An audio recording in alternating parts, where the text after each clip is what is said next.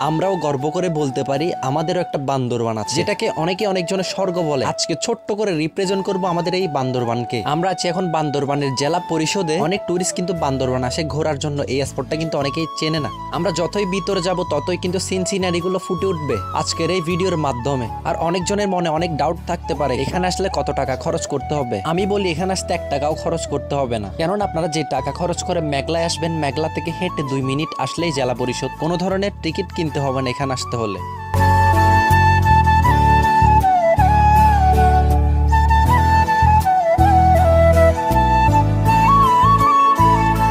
রাস্তার 2 পাশে কিন্তু সব কিন্তু নারকেল গাছ, আর বাম পাশে হচ্ছে একটা ব্রিজ আছে লোহা। আর আমরা জেলা পরিষদ আসছি, ঝুলন্ত ব্রিজে ঝুলবো না তা হইতে পারে? রাঙ্গামাটি, খাগড়াছড়ি, বান্দরবান কিন্তু ঝুলন্ত ব্রিজ আছে, খুবই কম সংখ্যক মানুষই জানে। আজকে তোমাদেরকে শেয়ার করব ঝুলন্ত ব্রিজে ঝোলার ফিলিংসটা।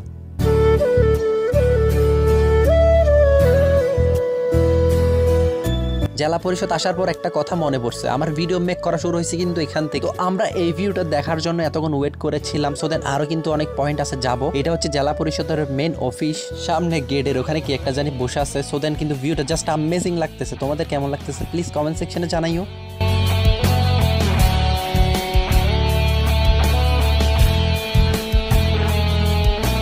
আরে এটা তো আমাদের খালতো, তুহিনের খালতো ভাই, মানে আমাদের খালতো ভাই। সো দেন খালতো এখানে তুমি কি করো? এখানে এসে বসে আছে খালতো।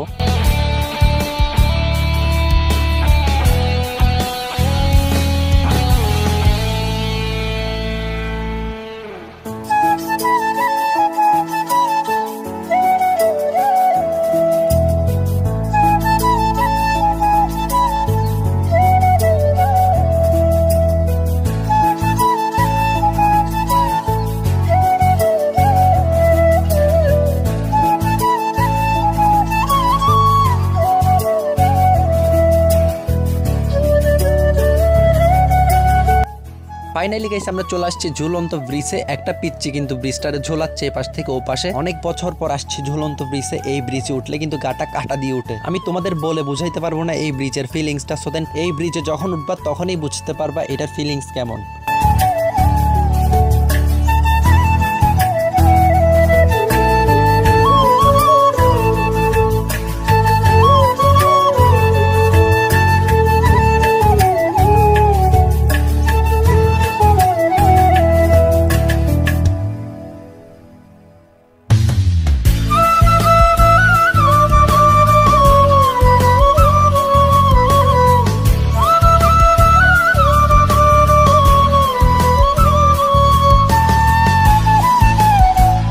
তো গাইস তোমরা হয়তো বুঝতে পারছো আমাদের বান্দরবানটা কেমন। তোমরাও চাইলে বান্দরবানের এই জেলা পরিষদটা ভ্রমণ করতে পারো।